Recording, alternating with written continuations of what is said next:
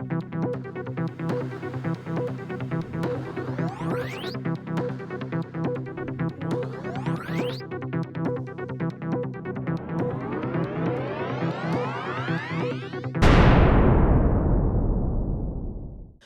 to the show. Dr. Dina Waters and I, Dr. Gwen Palafox, are back for another episode. Hi, Dina.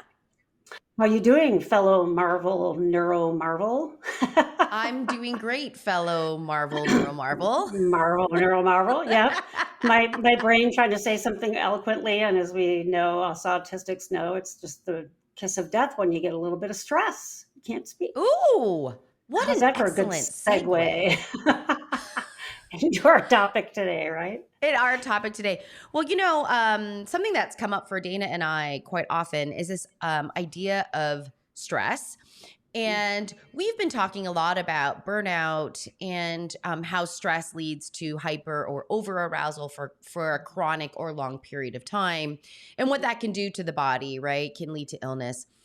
I think, stress can get a bad rap, and that we do also need some stress. Like we need some stress for growth. We need some stress for optimal performance. And so Dana and I really wanted to kind of go back to Psych 101. I mean, in many ways. And when I was in grad school, we called this the Yerkes-Dodson curve, but I think it's been updated to the Yerkes. I don't even know. Yerkes. I know Dodson law. I don't know if I'm saying that right, Dina. It's a law now. It's a law now, so heads up. So Dana and I are going to talk about stress today. And I'm going to, for those of you that are only listening through your ears, there's a visual that is kind of coming up on our video and on YouTube. So I'll put the link there and you guys can see it. There you go.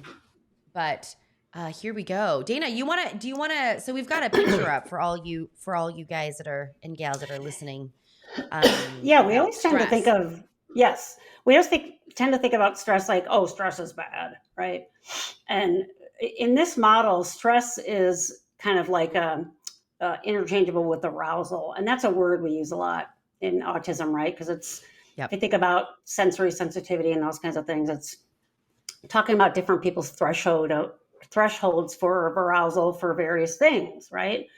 So one person might be really bothered by overhead fluorescent lights, and another person that might not hit them in terms of stressing them out until they've been sitting in that for like an hour. So the thresholds are different for everybody.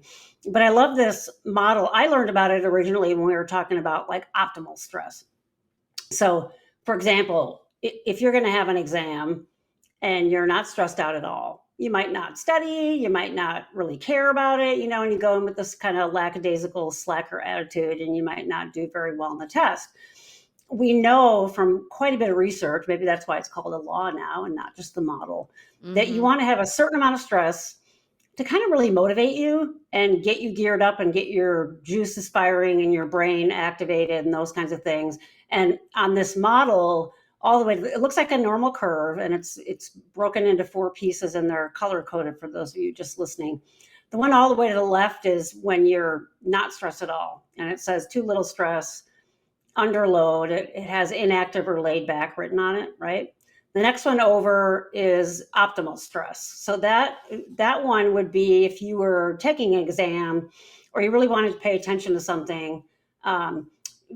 Olympic athletes will talk about this, like wanting to have that optimal stress, wanting to be worked up enough, but not so stressed that they can't perform. So that's where you go further on the curve, where you get to too much stress or overload. And if you hang out in that place too long, you tend to get exhausted. I mean, you can only be super high stress for so long, right?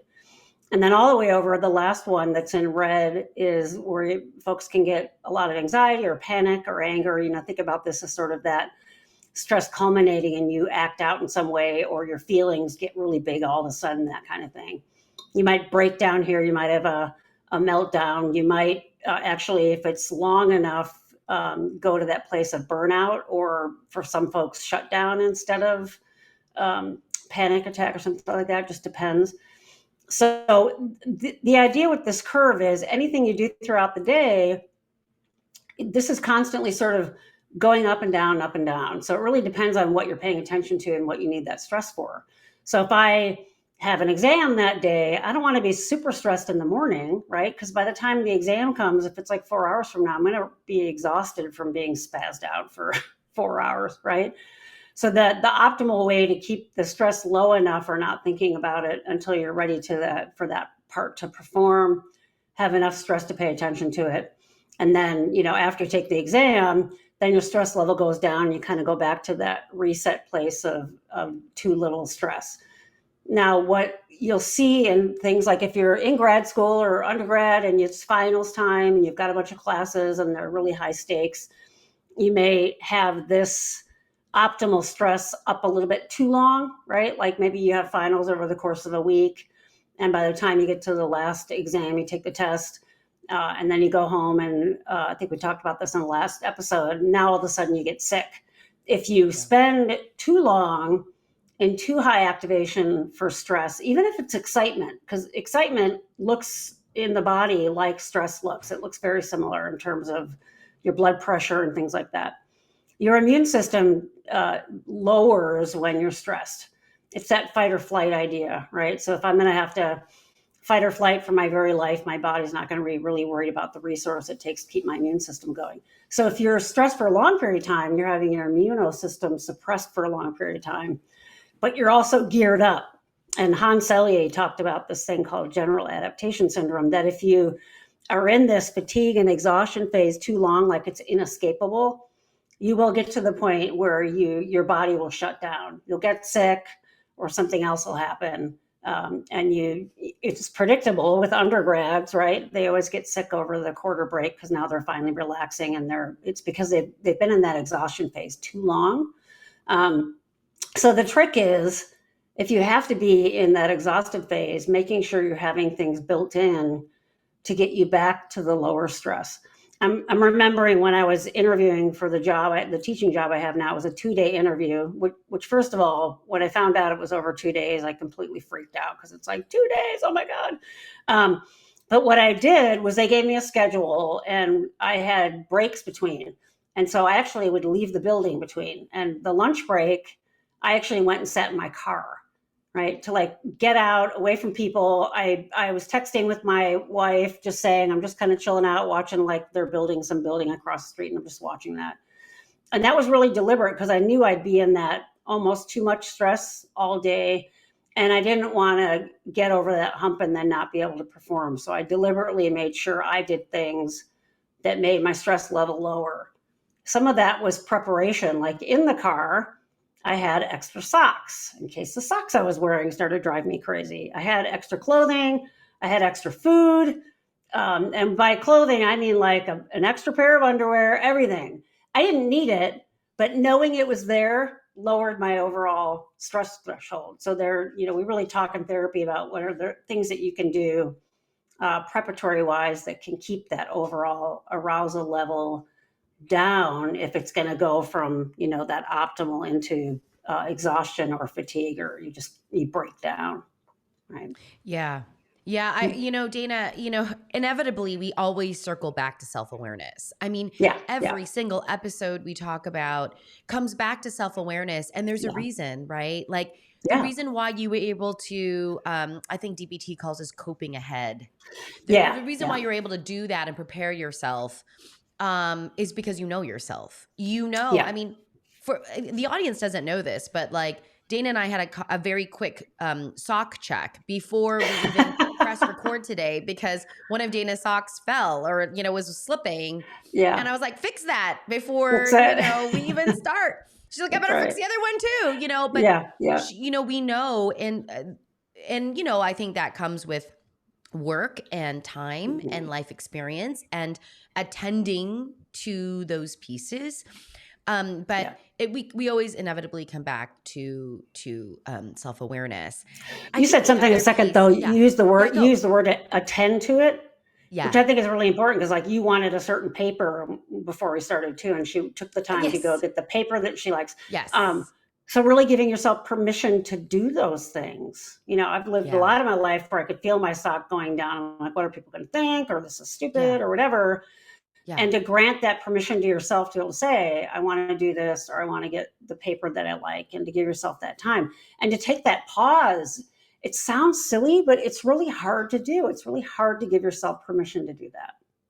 Yeah, Right? it's really helpful for me because, well, I mean, in the paper, and Dana's absolutely right, because I like to take notes when we're doing our podcast. It really helps me with my own attention and kind of processing fun things that are floating around in my mind. But I was able to also advocate for that because it's Dana. Right. Like I'm also surrounded by and in a relationship here with Dana who gets it. So I can be like, oh, Dana, give me 1 second. I have to get the good paper, and she's like, yeah, go like handle it.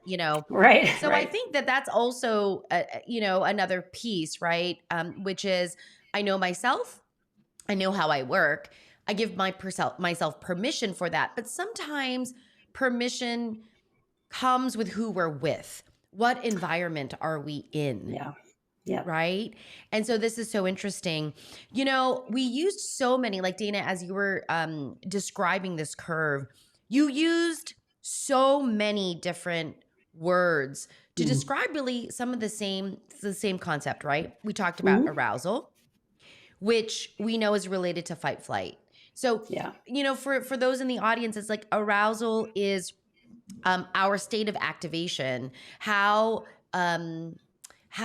aware or how aroused, how ready are we in the moment to fight the danger, right? And so staying in that fight flight place, and our nervous system only works in fight flight or not. Yeah. Right. Yeah. So that's that. We talked about it in terms of stress. Yeah. We also, the other word that's often used for this is anxiety. Yeah. Right. Right. Because anxiety usually feels stressful. I've never met anybody yet that says, oh, I love being anxious. It's such a pleasant feeling. It's so fantastic. I mean, does anxiety give us, the other thing, if you're a returning person to this kind of NeuroMarvels community, you guys know how Dana and I feel about labels. And so anxiety to me, if I challenge myself to think about anxiety not as a pathological label, my mind then goes to adaptation, meaning anxiety is an adaptive response to what, right? And the way that I like to think about anxiety is it's kind of cueing us to pay attention to something that's really important to us. Yeah, like I'm anxious about this interview. What? It's a 2-day interview. Well, yeah, I care about that outcome. I want this job or, whatever it is, right? I want to do well on this final. If I don't, my grade's going to suffer or like whatever that is. But this is why, I think this is why stress gets a bad rap because it gets caught up in the words anxiety and everybody, stress, right? Yeah, everybody just sees it. Yeah, for sure. I guess the other thing too, the other thing in the psych in our world, because you talked about thresholds, is a lot of times we talk about stress testing and inoculations, right? Yeah. It's like if there's something that really is stressful for somebody, or it can trigger a high amount of anxiety, and we know it's not life-threatening. And we actually know they need to actually lean into it. We would do things called stress testing and inoculations, which is baby doses, exposures to the thing while making sure we also have, and Dana, you highlighted this very functionally, which is what is your suite of coping skills? Yeah, it's like practicing. It's like a vaccine, right? That's why it's called inoculation. So you take those little bits of stress. Again, using that same example of applying for that job, a colleague of mine at the time at my other job said, because I was nervous and I was talking to her about it, and she said, what I do is I over prepare. And I was like, oh, so part of me wanted to like avoid, right? Because it's easy to, if you're anxious and you think about something, it's perfectly normal to want to avoid because you want to not experience the anxiety. But then I know it was going to get worse and worse. So over preparing, I would do those little doses of thinking about what it would be like, do little bits of it. And so when I did go in, I didn't even use everything that I had prepared, but I knew I had it there. It was at the ready, kind of like the clothing and all that in the car. And I just named it, getting to know people, saying hello or whatever, and they say, how are you doing? And I'll say, I'm not going to lie, I'm a little nervous. I really care about this job. And that also really helps. It almost always, especially if you're dealing with people who have any degree of empathy at all, and I would hope fellow psychologists would, if you tell someone, I'm kind of nervous, you almost always bring some sort of helpful behavior out in that other person. It's sort of human nature to want to help. And so if you name that, and my students, if they have to present, I have a lot of students who are terrified of presenting, and they'll do it and they'll say, I'm really nervous. And so I'll go out of my way along the way to say things like, you know what, you're doing great, or take your time, or, how it comes. I'm totally understanding how it's coming out. You're doing fine. And so really there are ways to kind of modulate and learn to do that even with yourself, or to ask people, like when I'm teaching, I can get nervous if I've got a bunch of students just looking at me like they're bored to death. And I'll say, is this making sense? Or do you guys need to take a break? Or my favorite is to crack some kind of joke and then see if they laugh. And then I'll say, okay, you're still here. You're still with me. Almost this idea of just doing that check-in. So self-awareness is like a version of that self-check-in. Are you still with me? Do you need anything? Is there anything I can do to help? Knowing that thing is important to you, right? I oftentimes think, how did I get through grad school? How did I do all that work? Because I cared about it and I really wanted it. It had to be something I really, really wanted. So then it sort of verges on excitement. And I mentioned that a little bit earlier too. So you can hook up all kinds of measuring devices to somebody who is really afraid of being on a roller coaster. And then the person sitting next to them loves roller coasters, but gets really excited by them. And the physiological response is really similar, but the reported affect is very different. One says, I thought I was going to die, I was terrified. And the other one said, oh yeah, that's what made it so fun. I was super excited. So your heart rate goes up, your respiratory rate goes up, your blood pressure goes up. All that is the same. It's really how you what you attribute to it, right? And some of those can be rational and some of them can't. So my wife's afraid of confined spaces, doesn't like going and like driving in like tunnels and things like that. She knows it's irrational, or in elevators, sometimes she get really nervous. She knows it's irrational. She knows something probably isn't going to happen. But if it's easy to not do that, or if there's stairs available, it's no big deal, right? Stay more fit, use the stairs. Awesome. You can still breathe when you go up 10 flights of stairs. Woohoo. So you really want to also look at, is this interfering with my daily life? Is it constricting my behavior? And then we get to that locus of control thing. For me now, and it took a lot of therapy to get here, when something feels that much outside of my control and I can't get a handle on my anxiety, now I get angry. Not like I'm angry, like the diagram, like I'm overloaded. I get pissed that I don't have efficacy over it. It bothers me when I don't have efficacy. So I'll do what I can do. That's that good part of control, right? To try to get some control. So what part of this can I control? I can ask them, do they have a schedule, a breakdown of the day, the interview day, so I kind of know what's going. Then they said, we're going to take you out to dinner. And I freaked out again. And I'm like, okay, do I tell them I can't eat gluten? Do I not tell them and just suffer through it? And I just told them, I said, that's great. There's 1 or 2 restaurants in Seattle I don't eat gluten. Would it be possible to go to one of those? And they were like, yeah, no problem. I hated going to dinner while I'm being interviewed. Last thing I want to be doing is eating while I'm nervous as hell. But it was one day, right? And then I knew it would be over. So that frame of, I think that's what's so hard about childhood trauma, is you don't know when it's going to end and you can't get away from it, right? Childhood, again, can be like that trap. So when we see people that have complex trauma, there's a version of that. And I think really for anybody who's autistic probably has some of that, because, 99.9% of us knew we were weird, meaning we weren't part of the in crowd. And so many of us had bullying that took place. You never knew when that was going to come. You never knew if you were going to be part of the in group or the out group or all those sorts of things. So you can have this stress thing that we're looking at. And I'm talking about short-term stress, a lot of my examples today. But long-term stress can be, very long-term stress. so that I'll get people in therapy. And I went into therapy myself when I was at that place where it was always just anxiety, and everything that happened, I was freaking out about it. And then having to go back and unpack all that stuff to deal with what I hadn't dealt with, couldn't deal with as a kid. And then it Yeah. lowered that anxiety bucket. And now those things don't tend to, flip me into the danger zone as easily anymore. Right. So there's a short-term version of this, there's like a medium-term version of this, and then there's a long-term version of this as well. And I would say people that have panic attacks a lot, people who, we say they have anger issues, have anxiety all the time, are sort of habitually in that burnout, extreme stress thing. And it may not even be that they're in that stressful scenario anymore, but it's become their inner world, right? And that's what we work on in therapy, and unpacking all that stuff, so you're not still carrying all that and staying in that red zone all the time. Yeah. Yeah. I think this can be really, this can be really insidious in the sense that, like masking, for example, which puts people in this kind of chronic state of arousal. Mm-hmm. And that's what leads to burnout, right? Like that's what leads to not, I can't tell you how many clients that I see that like just tap out of the holidays. Yeah. They're like, Oh yeah. I'm tapped out. Like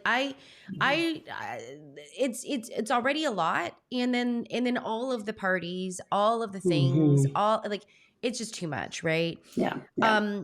And sometimes we don't understand that. And so much of the way that people experience things is context and Mm-hmm. life experience and lived experiences, a culmination of them. And how do we understand that? And I think this is why you and I are very anti-label in many ways. I mean, unless the label serves an actual purpose and function Right. for a very, and you and I could probably name those functions on one hand with less than the 5 fingers that we have on that one hand. Right. Right. You know, but this idea of how do we help people not be, and ourselves not be in that orange zone for so long? How do we stay in the yellow and green zones, right? In many ways, and I say green only because we can't be in yellow all the time, Right. but when we have to hit the orange and maybe even sometimes red, Yeah. Yeah. I'm hoping that that's choice. like Good point. Yeah. Right? That's a thing that I see, in so many ways. It's like, wait a minute, you decided to put someone, I think about this for children often, if we don't Mm-hmm. understand our child's profile, Mm-hmm. and we're like, no, it's good for you. No, you're going to have to deal with it anyway. Oh. No, like this is the way the world works. So you're just going to have to. Oh God. Yeah. Right? Yeah. It's like, but they never had a choice to be in that distress, and they Yeah. don't have the skills yet to Yeah. recover. That's what I mean by childhood being like a form of prison. It is. It is, Because yeah. you don't have that choice. Yeah. Right. Yeah. And sometimes some parents think they know best. Yeah. And I'm not saying that parents don't know best. I'm just saying we forgot about collaboration Yeah. over control, right? Yeah. And so this is where I see this to be quite egregious, to be quite honest, or school systems. Sometimes ABA, right? It's like, we're going to teach you how to do this, but we don't have any coping skills while you're doing something very stressful or distressful. What does that mean? So I don't know. And you bring up the really good point that you could look at this topic we're talking about today, and even the visual, you could look at it from the viewpoint of the observer, because I think about that with the ABA. Oh, they're not doing that bad behavior anymore. So the observer says, this is great. But if you look at what's going on internally, they may actually be going into that red zone. I'm doing this thing like an arrow, help. Like when your RPMs get too high in your car or something, that internally that kid may be going into the red zone and being there all the time, but you think they're getting better because this behavior that you don't like isn't showing up as often, right? And you started out by talking about kind of the stress of the holidays, and I was thinking probably one of the most common things I hear, and this was true for me too when I was first diagnosed, and when I diagnosed people and affirm for them, yes, this is in fact the case, is all of a sudden their frame changes, and that they're like, oh, now I know why when I go to the grocery store, I'm overstimulated, or I know why when this happens and that happens. And now I have a frame for it. Excuse me. So I can be more gentle with myself. So now all of a sudden we've taken out some stress because now you're not beating yourself up. So you start to bring that needle back a little bit. And then also learning that what are some things that I can take off my plate during that time? Maybe I don't go to every single party, or the ones that are really important to me, I plan a down day afterwards or something along those lines, right? I have a client that I'm working with right now who's got a ton of stress that has nothing to do with the holidays and is feeling terrible because she hasn't put up any Christmas decorations. And I was like, that is totally understandable. Just not having any, there's no bandwidth in reserve right now, right? And I think that especially in this culture, it's all about go, go, go. It's do, do, do.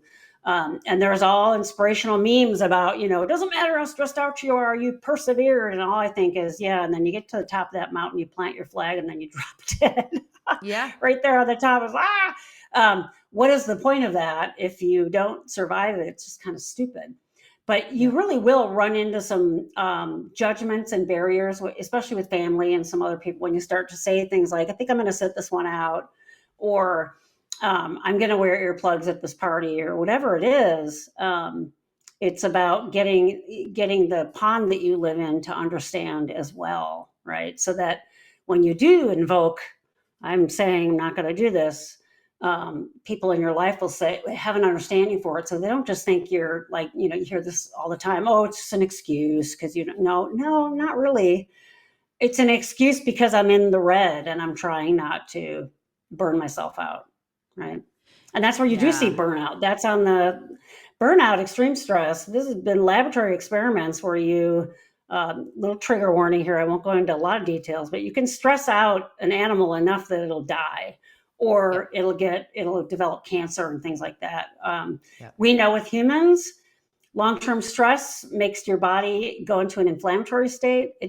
Your blood pressure stays up too much, too long. Heart disease that's why they say how stress affects things like heart disease. That's how it's doing that, right? If your blood pressure is up too high long term, all those blood cells are bashing into the walls of your vessels and they're causing scarring, and that causes inflammation. And stress really does cause illness, not just like you're susceptible to a cold after finals week. It's not good for you. Yeah. And if you think about, before we had all this media and all these busy things of our day, and we were like hunter-gatherers, there was a lot of downtime. We're not built to be under this amount of stress every day, all the time. And you can see that with people, things breaking down emotionally, physically, and everything else in between. Yeah. Yep. I mean, this is probably, if I think about when this episode is going to be dropped or go live for our audience, it's probably, you were right smack in the middle of the holidays, right? Or just right after. Yeah. Or right after, right. Mm-hmm. And so this idea of, just take a moment, just kind of think about your own fuel gauge, or, where you are and what kinds of things, can put you into those orange and red zones. I mean, being with family, especially, sometimes being with family can really trigger some of those. So because it takes a lot of energy to stay, on and nice, and cordial or whatever. Right. So, or just, kids are home from on vacation. There's no structure, right? Which I think for the autistic community, a lack of structure really leads to a lot of suffering for everyone involved. Oh my God. Yeah. So, exactly. How do you do that, and how do you make time? And this does piggyback off of another episode that we made, which is like, like our reset button episode, which is, hey, how do you plan for that? How do you add that into your routine? You might want to add more of that if you know that you're going to be in those orange zones or those even red zones, like a little bit more, like just plan for those things and give yourself permission. And know that active things could be the thing that lowers your stress, right? doing things that you love and that kind of thing. And you may even find yourself, if you're in a stressful situation, you notice your thoughts start to obsess about this other thing. It's because your brain is trying to take you away from the stress to something that you really love. So you may have to advocate to, do those things that you love and sandwich those in there too, to bring that stress level down, and know that there's going to be an end to it. Yeah. Yeah. I love that. I love that. Sometimes it's not just subtraction, but addition. Yeah, That exactly. does help manage stress. Because sometimes when you would think about manage stress, it's like remove. And Right, sometimes that is the case. But yeah, like, did you remove your morning walks? Did you remove your crocheting time? I don't know. What did you remove that really do bring you back into a recovery or help you recover? So love that. So and if there's something that, and maybe what could be really helpful for our community is if you want to make a comment on what do you do to recover? Yeah. What are some of the things you do that really help you go back to baseline, to put more gas in your tank? Let's share some of those strategies. And because it could someone might be reading that and go, I never thought about that. That's like cool, So awesome. Well, thank you everyone for being here. And if you're still here at the end of this episode, thanks so much for staying with us. And may the stress treat you well. How about that? I thought you were going to go, and may the force be with May you. the force be with you, whatever your force is. Yeah. Whatever your force is. Okay. All right, everyone. We'll catch you in the next episode. Bye.